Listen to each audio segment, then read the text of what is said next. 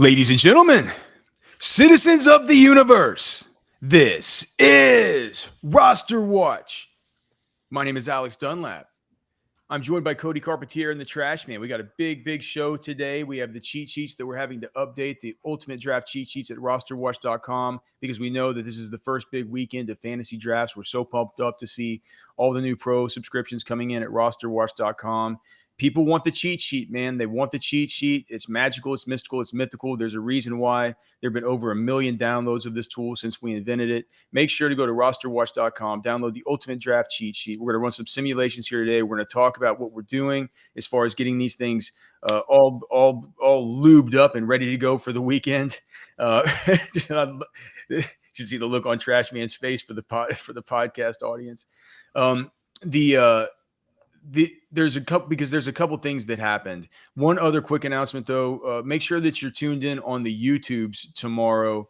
That would be Saturday for the Roster Watch Big Fantasy Draft Show, the all business edition, the show that you're used to hearing from us on the weekends. We're going to be recreating that here on YouTube.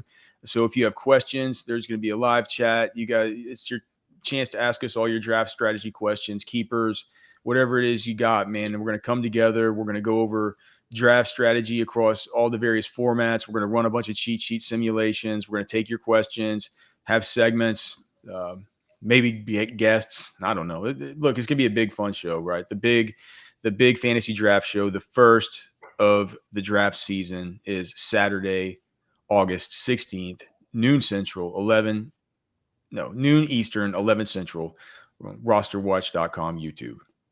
All right. Couple things I want to get to first before we start putting this into practice about how we're building these changes into the cheat sheets to make sure that we're taking value at every turn. The first thing, of course, is the Quinton Judkins news. I just want to know where you guys are on this now that the word has come out that Quinton Judkins is not going to be facing any sort of prosecution. Like the charges have been dropped against him.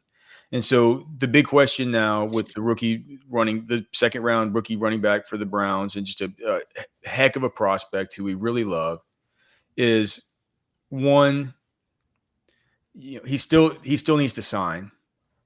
Two, right? He still needs to sign, correct? And then two, how much does, even though he was in all the rookie mini camps, OTAs, all that stuff, how much does it matter that he's missed the first 2.5 weeks of training camp? How quickly can he get acclimated? Can he reassume the mantle right off the bat to be the lead workhorse, which is sort of what we projected him as? Although we do love Dylan Sampson, the other rookie who they drafted. Quinton's a different level prospect. We had gotten to the point where even before we knew this news, that Cody and I kind of decided, look, if Quinton falls into the mid-ninth round or so, we're just going to take him and hope for the best. That's where the opportunity cost begins to really fall off and you can take some swings. Clearly, I think with this news, we'd be justified in moving him up from there. My question is, Cody, do you want to tell me where you landed first, or do you want me to tell you where I landed first? Or because we should probably talk this out. Do it at the same time. Oh, well, I mean, 1, 2, go. Running back. Oh, all right. So you tell me the running back number, right? 1, 2, 3, 30. Really? Yep. Okay.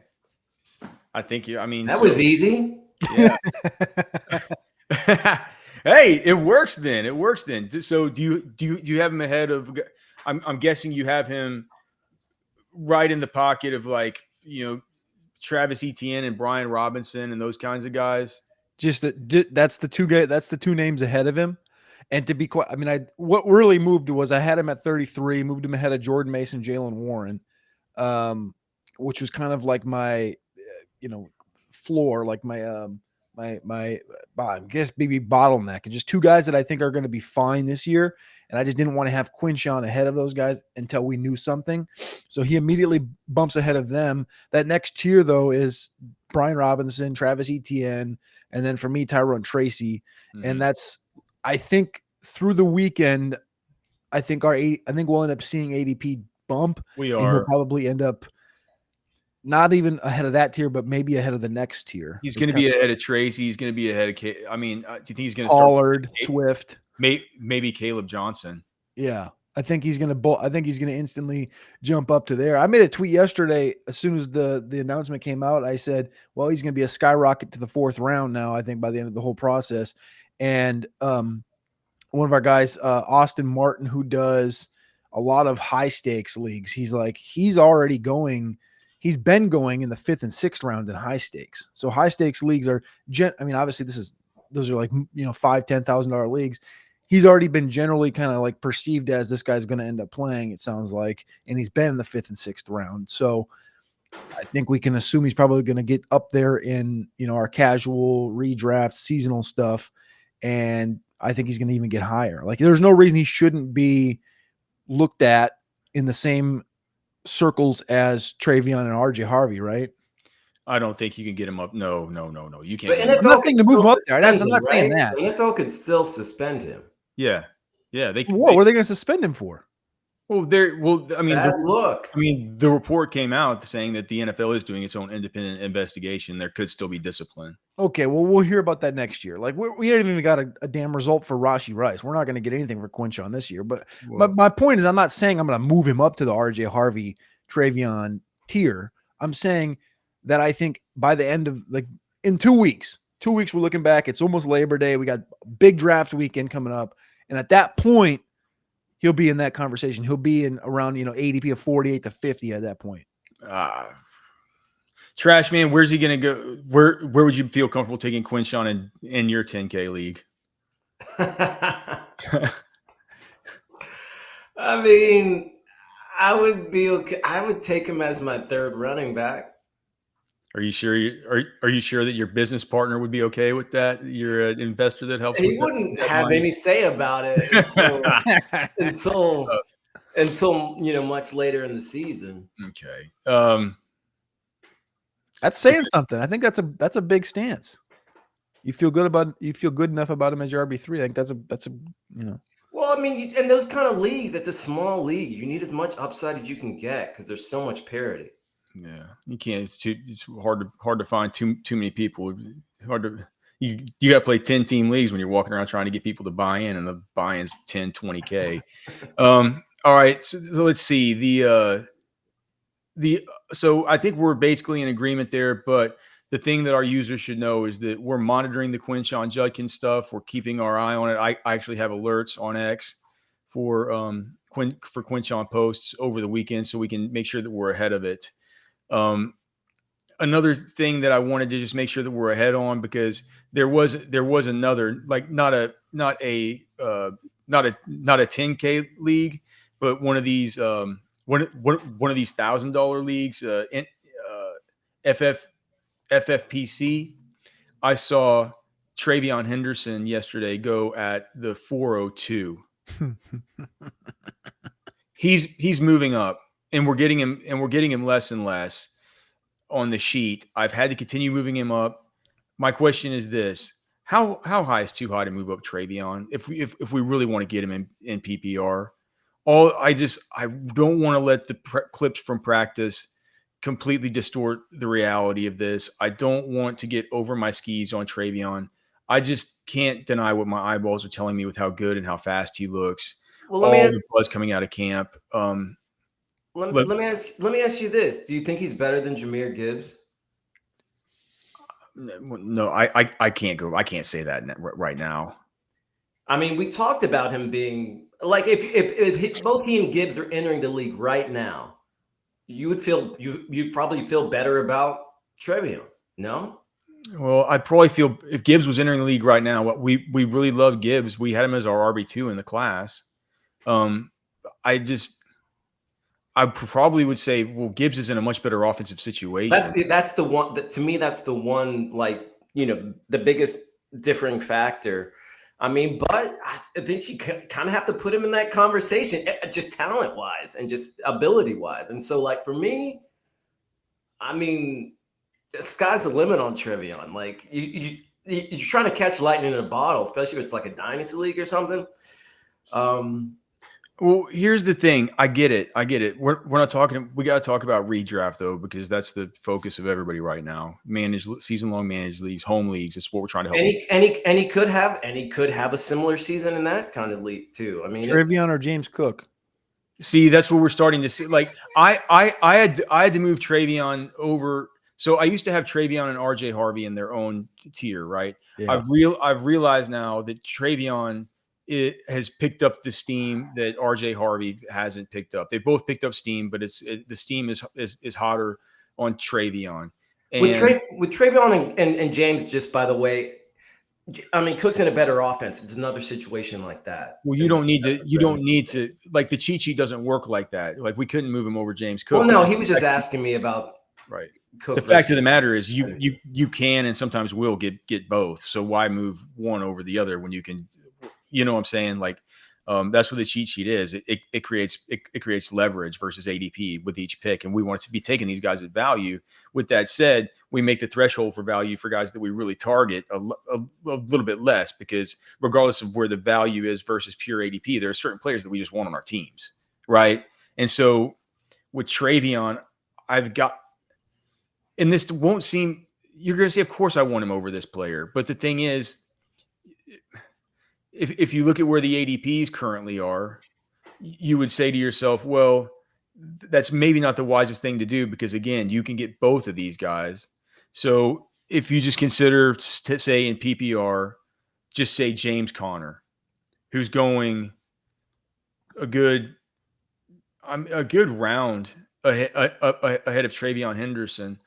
I think I moved him over James Conner just because I wanted to make sure that we get him. And in so doing, what happened was, now I've noticed in some of these mocks, whereas we used to be able to get TreVeyon, we would let him fall into the 6th round, early 6th, and we would hope to poach him there.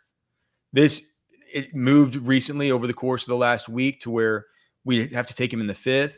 Now there are times whenever the sheet will let you say, like, it's okay to take him at like the 4-10 or the 4-11. Is that too high in PPR? I don't think so. I don't think so. But you feel like it's making that much of a difference getting him by putting him over Connor? Yeah. Like for some reason it really does. And because it has to do with the cross positional structure of it right there, because it also has guys who we like as far as wide receivers in that, and it comes in the same areas like Ted McMillan, Cortland Sutton, Xavier Worthy. And so if you want to double up with getting one of those guys and one of the others, it's like, if you want to be able to get a player in that, it's hard to explain. If you want to be able to get a player in that wide receiver tier with your 2 picks, like around whatever, at 4 and 5, what you need, it's like, if you take James Conner over TreVeyon, it's very likely that you're going to end up taking a Cortland Sutton or a Ted McMillan or something like that, or an Xavier Worthy. Unless structurally I made that one tiny change, but it does have a big effect on these drafts. I mean, but it'll still be something that you could consider. You could call an audible. I know nobody don't like deviating from the cheat sheet, but you can't break the rules, man. we sit here. All I do is break the rules. Leather, making these things perfect. That's what a trash man does. But I understand your conundrum. All right. Cody, do you have any takes on that? Where do you have TreVeyon? Where are you comfortable? I guess the problem I'm dealing with TreVeyon is, like right now I have him behind Harvey and Montgomery. So it goes Montgomery, Harvey, Henderson, and they're kind of blockading me from getting him at the current projections. I think oh man, is Montgomery and half point PPR have a higher ADP than TreVeyon? Yes, 53. Harvey's 55, Henderson's 56. And like ahead of those guys, it's like Kamara's at 39. So I can just make a play where it's like I just move Henderson above Montgomery, above those 2 guys right there, and I'll get, a better. I'll go from like a I don't like saying this number, but like 5 to 10% share of Henderson right now. Yeah, that's a scary percentage to have. Yeah, It's I mean, I very think, low. yeah, But that's what the ADP's done the last couple of days. And like if I put him ahead of Montgomery and Harvey, I think it'll bump me up to that 30-35%, which is where I want to be. all right. So let's make sure and get that change done before drafts this weekend, and you'll be able to see whenever you're a pro member, you go to the download section, you'll be able to see the exact time and date that the sheet was last updated. Just make sure that you're using the most recent version. If you downloaded a sheet on like Friday or something and your draft's not till Saturday night, that's probably not smart, especially on these weekends where we're updating every single day to make sure these are running smooth. Sometimes multiple times a day. All right, just a couple quick other things before we get out of here. I know we have a hard out for here in a second. Here's one thing where I was horrified, where I was trash man. I was aghast. And I'm using it the right way this time. I was aghast at what happened. I'm running a cheat sheet simulation for the PPR version 4.1. And to my astonishment and horror, the 7th round comes around and the cheat sheet's telling me that I got to take Joe Mixon. What? And I was aghast. I was like, I had put Joe Mixon in. I had buried him so low that I thought he was a placeholder. I was like, we'll just add in Joe Mixon. If he falls into this, I guess I'd never got him, so I never thought about it. But I guess my initial line of thinking was if he falls to, I guess the line I said earlier was mid 7th round. I'm like, at that point, I can take him. Since then, I've become even more freaked out about Joe Mixon. I don't want him. Do you ever get Mixon? And where do you have to put him to where you don't get him? Or where would you? I mean, is there a spot where you might be willing to take a shot on Mixon? No. So no, I just told you that should he just not be on the sheet? I put the Jalen Warren, Jordan Mason kind of like bottleneck for Quinton Judkins. The guy right behind Judkins was Joe Mixon, and I haven't got any Joe Mixon. And so that puts him at like running back 35, which even I think if I get to that point, and like you're saying, if he starts popping up, I'll be like, ooh, Joe Mixon. But the thing is also that the line I have there was Joe Mixon, Chris Godwin, which is 2 situations that I'm getting neither of. I don't know. We haven't really gotten a lot of updates. It's been, to me, sort of similar to the Najee Harris thing, just in a different aspect. And like we've heard more about Woody Marks and I guess Nick Chubb, not from a great perspective, but out of Houston. I saw a report today because I think a guy from Underdog tweeted out. He's like, it'd be nice to get a Joe Mixon update every couple of weeks. And Jeff Mueller, who's one of the doc guys on Twitter or med guys on Twitter, and he says, I have received info from 2 different people, and that info has been enough for me to fully remove Joe Mixon from my. What is all this stuff? Dude, I've heard this sentiment from a few people. Yeah. Saying like, man, we're hearing some stuff behind the scenes that it's like, this is worse than they're letting on. And I've seen the photos of him down in Tampa with some kind of specialist saying like, it's so good to work with like a real star like Joe Mixon to help with his medical recovery and all this. And like from just a few weeks, like a week ago. Yeah. I think it said like August 7th was when this post was. So what didn't Dr. David Chow say something about him on the NFI? Yeah, and he said, well, he said he's on the non-football injury list. So whatever he said that whatever happened, he said, isn't the same foot. It's a different foot. He said, well, no, it's the same. I thought it's the same foot. I thought the way Dr. David Chow explained that though was that like. No, what he was saying was it was another injury that the team is saying was a non-football injury, so they're not going to have the same sort of liability for getting out of any kind of contract or gotcha. Whatever. I'm freaked out by it, and I also moved up Woody Marks to where you can take him in the 14th round in PPR before your last. Are you getting Dameon Pierce on there at all? I don't care about Dameon Pierce. Really? Nah, just don't care. Woody Marks. What? Is like Woody Marks like ahead of Krosky Merritt? I have him 1 spot ahead of Ja'Cory Krosky Merritt. Did you just call him Ja'Krosky Merritt? That's a pretty good. Oh, I just said Krosky Merritt. I didn't say Ja'Cory.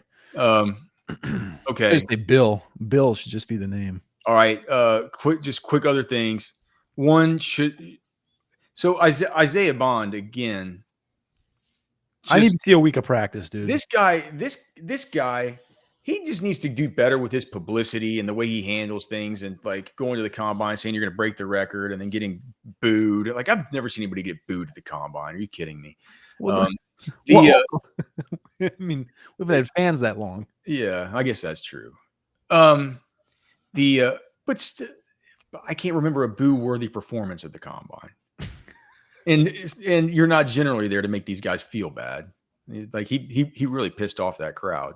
And now he comes out with his statement saying that he's joining the Browns and stuff. And the Browns, like they call it Mary Kay Cabot. They're like, dude, we're still doing our background work. He isn't signed, so we don't know whether or not Isaiah Bond has joined the Browns. But I was just wondering if, like, did you even add him onto the sheet?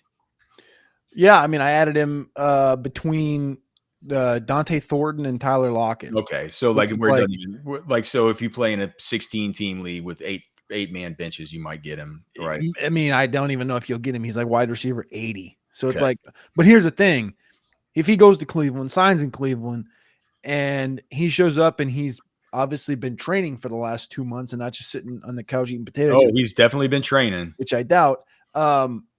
I think Bond immediately vaults himself, and I love Cedric Tillman. I think he immediately vaults himself side by side with Cedric Tillman and ahead of Jamari Thrash and Deontay John. Like, there's no question that he's at least the wide receiver 3 there, and he could, dude. He honestly, he could be the one. He's probably eventually the one. Yeah. So now what that means in that passing attack, who knows? All right, finally, let's get out with this. I guess no cheat sheet simulations. Remember, go to rosterwatch.com. Get the ultimate draft cheat sheet. Make sure that you're using it for your drafts this weekend, and make sure and join us on Saturday at it's noon Eastern, 11 Central. We're going to be able to answer all of your questions. We're going to be on for who knows how long. We're going to make sure that we get all your questions answered. We'll put it up on the podcast feed as well as soon as we get done, so you guys can have something to listen to when you're driving around doing your weekend stuff and maybe driving to your fantasy football draft. This isn't the biggest draft weekend, but it is the third biggest. So, thank you guys so much for all your support. Thanks for all your new memberships at rosterwatch.com. It is the reason that we can do this and the reason why we can dedicate so much time to this. Final question, guys. One thing I was wrestling over, it doesn't really matter, but we probably as an RB5, we would get one of these guys. Who do you like better, J.K. Dobbins or Jordan Mason? J.K. No. I gotta have Jordan Mason. I got Jordan Mason 3 spots ahead of him. I listen, the Dobbins story was great last year. I think running backs have stolen the show and stolen the conversation in 2024. But in 2025, I'm not sure I'm going to lean into this, the Eckler report from this week. Dobbins is going to compete with RJ Harvey. There's just too much speed and burst there. I still think, even though I went to Vikings camp and saw Jordan Mason not get the 50-50 split or the lion's share, the workload's still going to be big enough in that explosive offense. This is Anthony Richardson, and you're listening to Roster Watch. This is AJ Brown, and you're listening to Roster Watch. This is Josh Allen, and you're listening to Roster Watch.